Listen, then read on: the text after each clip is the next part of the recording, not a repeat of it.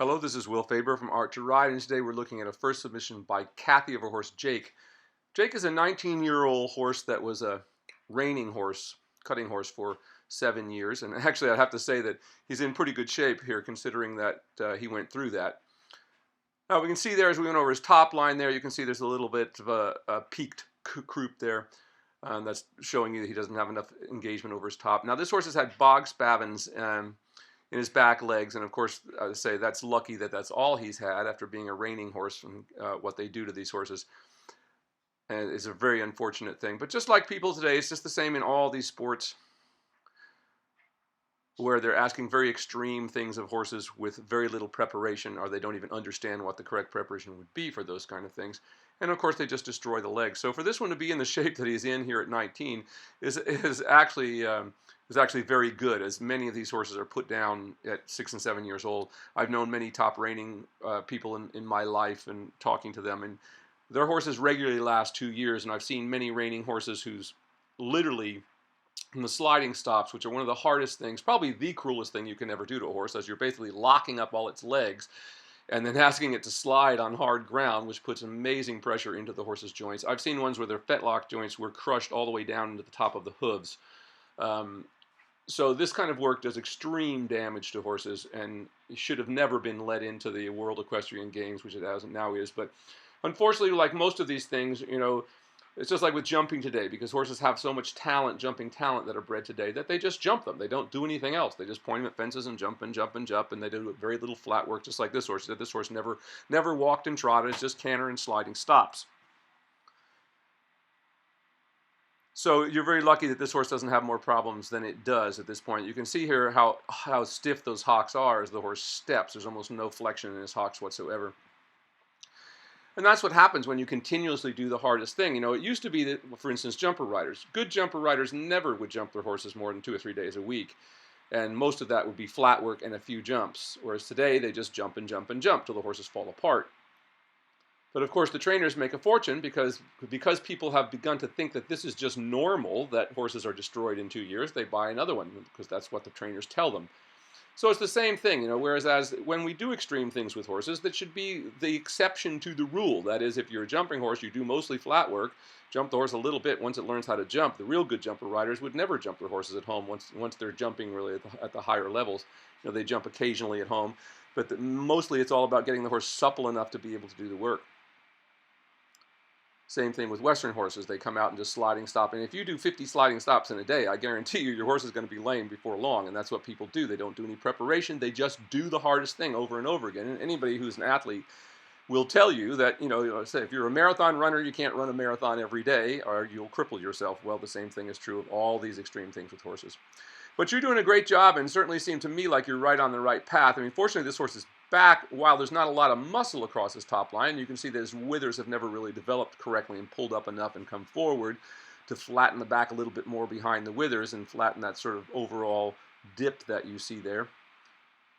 But once again, as long as the horse is sound enough to work, you'll be able to get by all that.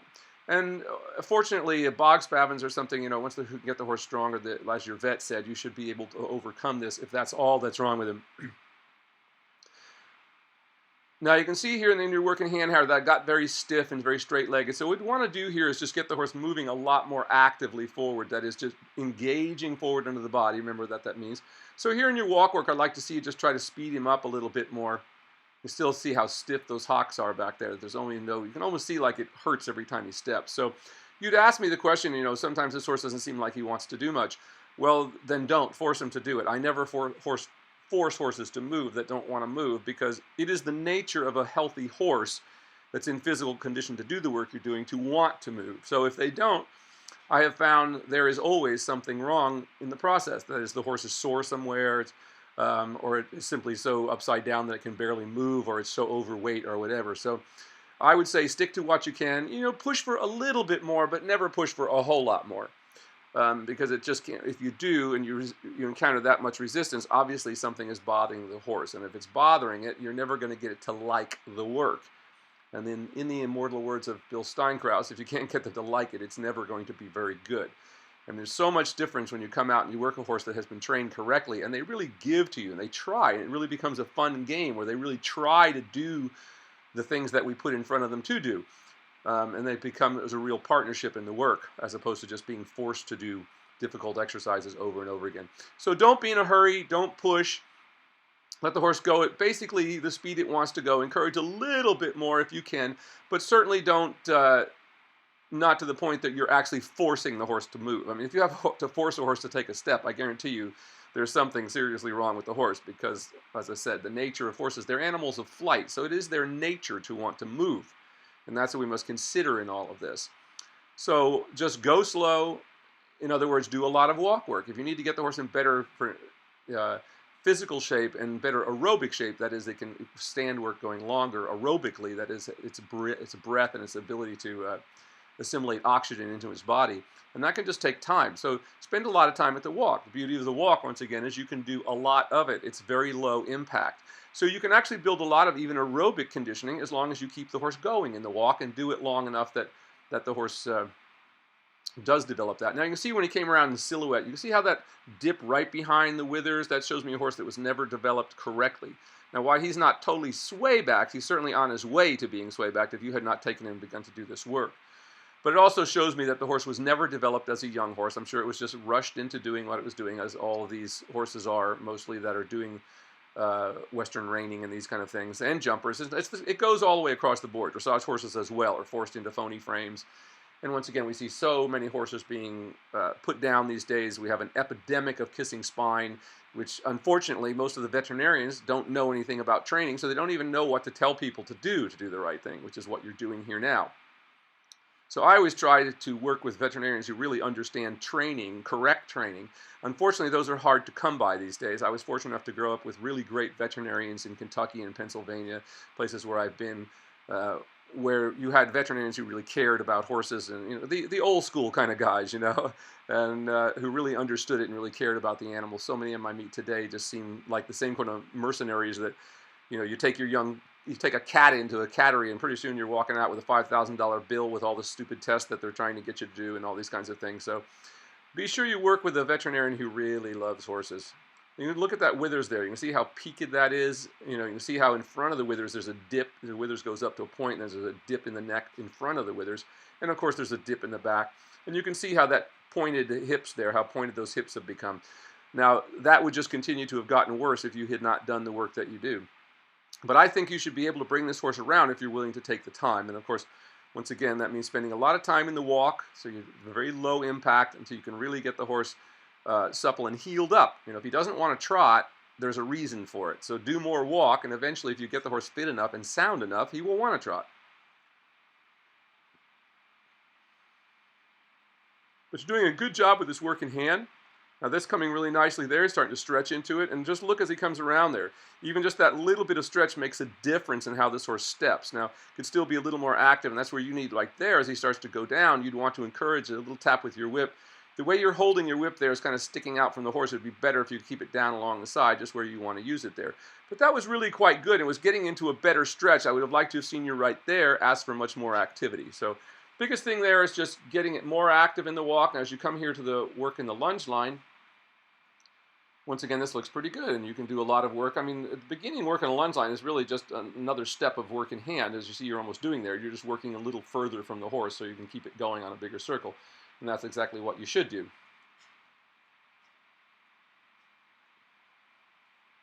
You can see there's a little better step there, but you can still see how this horse has this.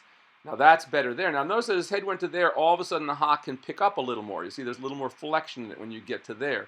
You can see how that position of the head and neck affects it. Now right there, and look how the horse begins to step underneath itself. That's exactly what you need to do to cure this horse's problems.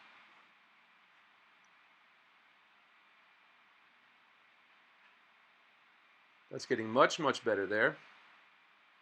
And once again, you can really see how peaked the withers are and how peaked the hips are.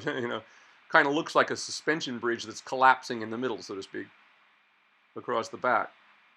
So as you do this work, what you'll find, and once again, the good news is it doesn't matter whether the horse is 19 or it's 3. This work will help any horse and develop. So if they've never been developed correctly, as this one has not, it'll take you about 2 years for the body to go through that change. And you think, oh, bah, that's going to be 21 by the time I get there. Well, 21 shouldn't be old of a horse. As you've seen from my barn, we have many horses like Contigo will be 25 this year. And we started rehabbing him as a 16-year-old sway-backed horse that had been lame since it was 4 years old. So look how far they can come. Just like human beings, if you're not dead, you can improve. And if you don't want to die, that you should be working on that yourself. Keeping yourself in the best physical shape you can and supple, and not doing things that hurt you as well. And so many, as we know, think of all the people, if you're old enough to remember that, back in the 80s and 90s when aerobic dancing and all these kind of things were popular as forms of work in the gym for human beings. And what we found is, I knew many of those people who did that as a profession. Well, guess what? They all had hips and knees replacements. All that was very, very bad, high impact on the hips and joints. And that's what we want to avoid with horses as well. So unless the horse is over its back, we really shouldn't even be trotting it. So when we get it over its back in the walk, that's the place to start. You can build a lot there. Now look how more fluent. Now this looks like a totally different step there. Now it slowed down a little bit as you came around that corner. But even that is better, and the horse is reaching way more underneath its body than it was. It just needs to go a little bit faster here.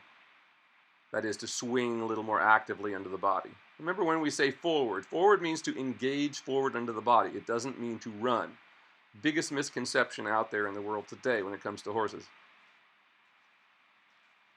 And, you know, an easy thing for trainers who don't know what they're doing to latch onto and just keep screaming, forward, forward, go forward. Well, doesn't mean anything if the horse isn't tracking under the body. In fact, just the opposite. With every horse that we ever work, there's a point at which if we go past that point of speed-wise, the inertia, that is the mass of the horse moving through space, so to speak, will push it onto the forehand. So we're looking for that perfect place where we get the deepest track with the slowest steps. In other words, we're covering the most ground effectively and efficiently.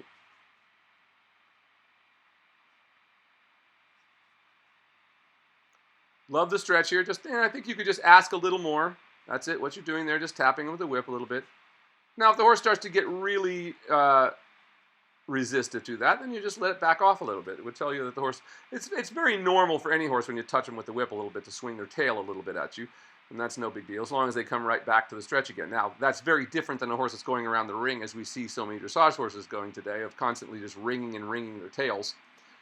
That is the ones they haven't cut the nerves in, which is another thing that dressage people have started doing, just like the Western people. They don't want the nerve.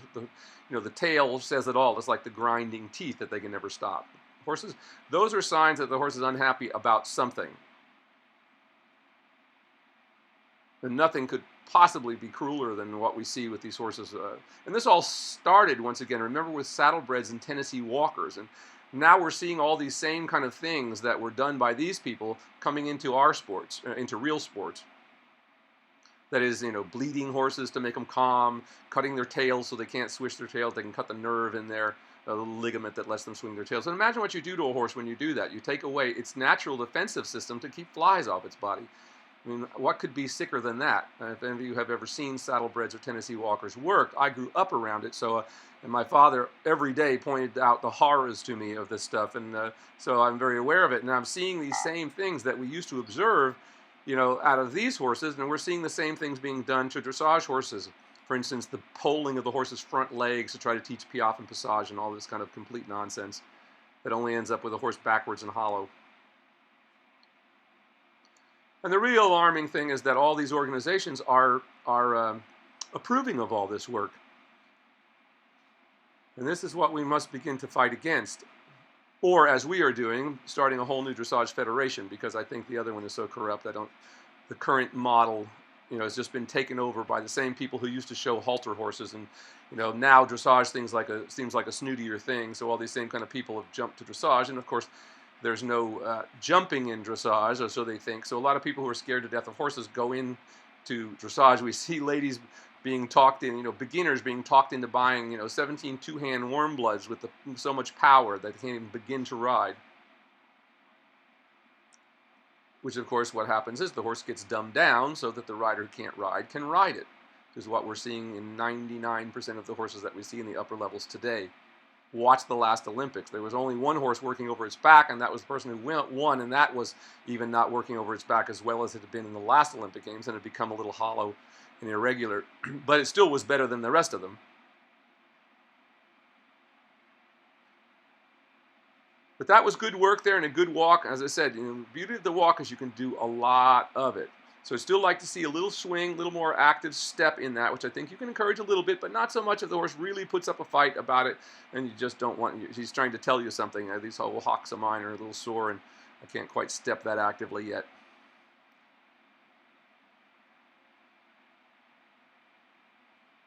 So from the looks of it, I certainly think you can undo a lot of this horse's problems with correct work. You take it slow, you should be able to heal those spavins and move on if you keep doing everything right. But think about it, when a horse is not working over its back, it's like a car with a twisted crankshaft or something, nothing else is going to work correctly, and it's basically going to, once for instance, like an automobile, if you take the shocks off of it, the whole car will simply fall apart from the rattle of the road hitting bumps and this sort of thing. The same is true of horses. If we don't get them working over the backs and put the shock absorbers on them, even just riding around a flat ring is harmful on them. So imagine what it does to them when you start doing sliding stops and jumping really big fences with them hollow in the back and landing on their front legs on the other side of the fence. When you see horses that jump correctly, they get their back legs on the ground 3 times faster than one that jumps hollow. And that's what takes the pressure off of the front legs very quickly. It's almost like half a split second, the back legs are back on the ground. Whereas horses that jump hollow jump straight up and then land straight down like a diver landing on their hands. Only unfortunately for horses, they're landing on hard ground instead of water. Now once again, this walk work is looking pretty good here. You can encourage a little bit more. I would advise getting a little better with the whip, a little practice at home, so you can just run that lash out and tap the horse in that area where you should tap it, which is the fleshy area of the buttocks there above the hocks.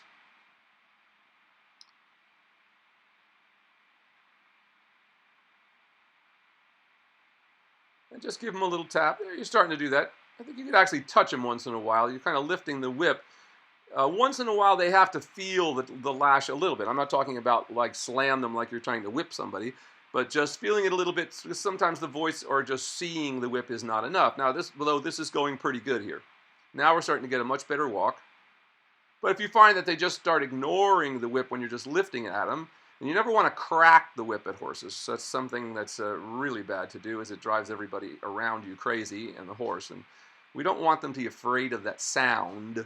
We want them to move forward from the tap, just like we do with our legs.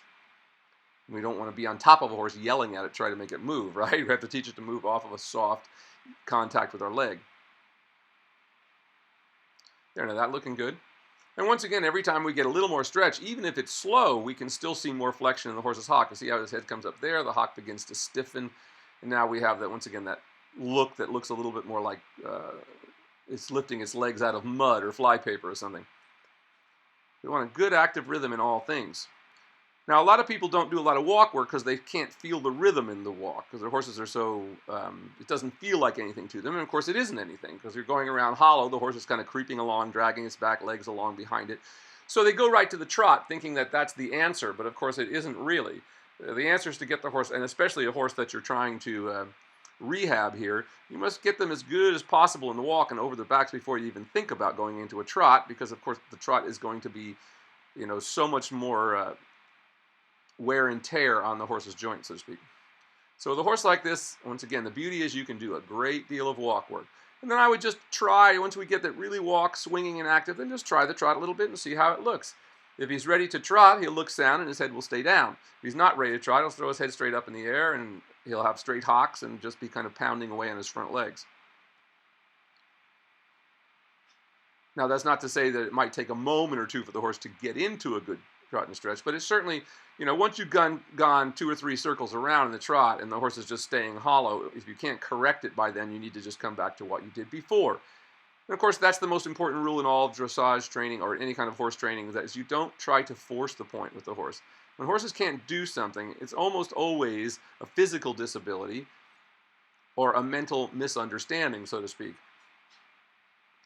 So getting to the trot here, we see that he's just kind of hollow, and you can see how those legs are just kind of being drug along behind. You can see how he's stabbing his front legs. He's actually pulling with his shoulders. Look very closely. The hind legs aren't doing anything. They have nothing to do with how he's moving right here. He's just kind of stabbing his front legs and pulling himself along as best he can. So I'd like to see you here. I'm not sure that he couldn't get a little bit, but you better need to learn to run that lash out there and just touch him a little bit. He's pretty resistive to that. So you wouldn't want to do much of this, though it's getting a little better here. But the good thing would be to do 3-4 circles and come right back. There, it starts to stretch a little bit. And that's better than it was, even though he still looks a little like he's not exactly happy to be doing that. Well, that looks better there. And when he gets to that position, just try to send him on. But it looks like he's a little bit, because you're not really tapping him with the whip, I'm not sure whether he's just being lazy because you're never really asking him to do it, other than just lifting the whip up. So I suggest to everyone, if you want to learn how to lunge well, take your whip into your backyard somewhere long away from horses someplace and put a target on a tree or something that's at about the height of where you'd want to touch the horse. Once again, that's the fleshy area in like the middle of the buttocks behind is where you'd want to touch them. You can also touch them to move away right where your leg would be, and if you're extremely good at lunging, if a horse starts to flip around on him, you can touch him on the shoulder, but that's something that should only be done by somebody who really knows how to use the whip. So same thing here. You can see that you're raising the whip up and stuff, but he doesn't really respond to it. He just kind of starts wringing his tail a little bit more. So in order to know that this is not just him being lazy, you need to give him a little tap and see if he responds to it and starts to swing a little more forward. But even throughout that, I would have come back to the walk even sooner. You see here he's still just kind of pulling with his front legs. See how he stabs the ground? You can really almost see them pulling with their shoulders. So the hind legs aren't doing anything. They're just kind of being drug along behind. Now that looks a little better there. He got a little better under his body at that point.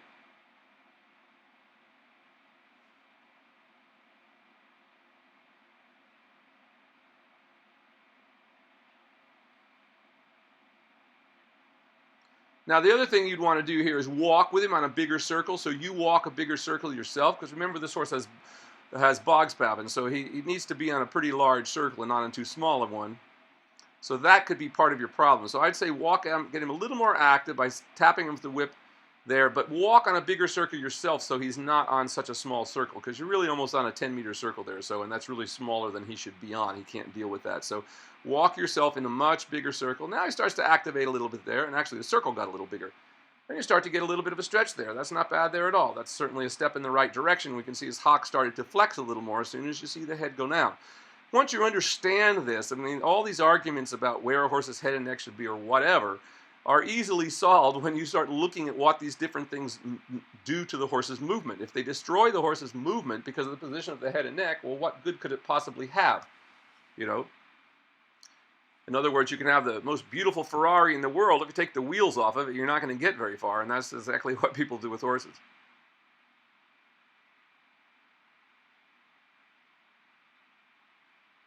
So a little bit improved here. Still, I'd like to see you walking a bigger circle. I still would like to see you tap him once, actually tap him with the whip, so that we could see what that really is. But I really do think you need to practice. And don't hold the whip up so high the way you're doing that, because you'll actually end up getting tendinitis from doing that if you keep holding a whip like that. A lot of these whips are quite heavy. He decides to give you a little more.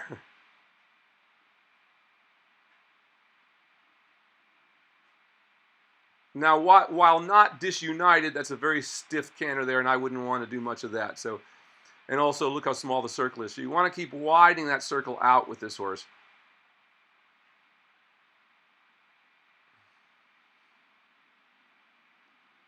You can see how he's just kind of stumbling along on the front end there. Now, he's not totally disuniting, but the canter is very hollow. He's kind of falling out behind and just kind of falling on his front end with each stride again. Once again, remembering that the head and neck position, because the head and neck is up, does not mean the horse is not on the forehand. Quite the opposite. If you look at any saddle-bred horse or all these modern dressage horses that are hollow in the back, they talk about being off the forehand. Well, they're on the forehand all the time. If the horse is not hollow, it's always on the forehand. How high the head and neck is and how high the knees come have nothing to do with whether the horse is on the forehand or not. Now that's a little better trot after that canter.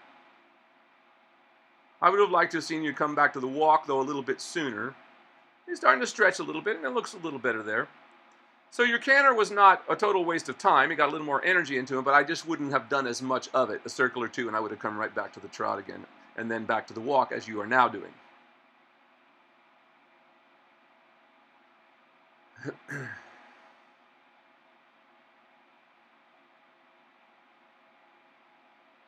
And better stretch in the walk here. Then he kind of just slows down, so that'd be the point you want to run that lash out and give him a little bit of tap. So you really got some homework to do with that whip. Now, if you find a lot of ladies have trouble handling these big, heavy nylon whips, they do make whips that are much lighter and have more like a string to it rather than the woven cord that the nylon ones do, which makes it easier because you really have to be able to handle the whip. If you can't, then it's going to be very difficult to do what you're doing.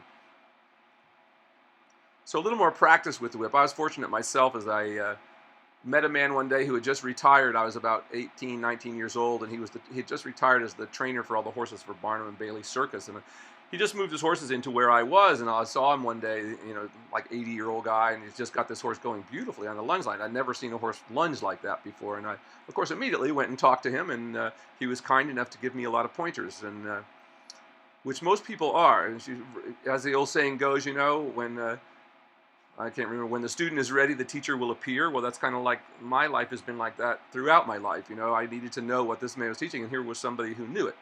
And I was fortunate enough to meet him and have him impart. He was very happy, in fact, to tell me what he had to say about it and give me some information. And most people are, especially the ones who really do it right, because they want to see you doing it right, because they do it right because they care about the animals. That's the issue.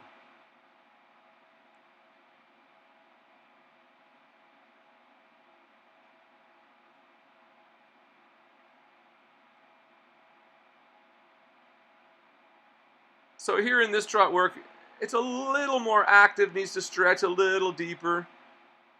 Still kind of pulling too much with the shoulders there, not quite all the way there yet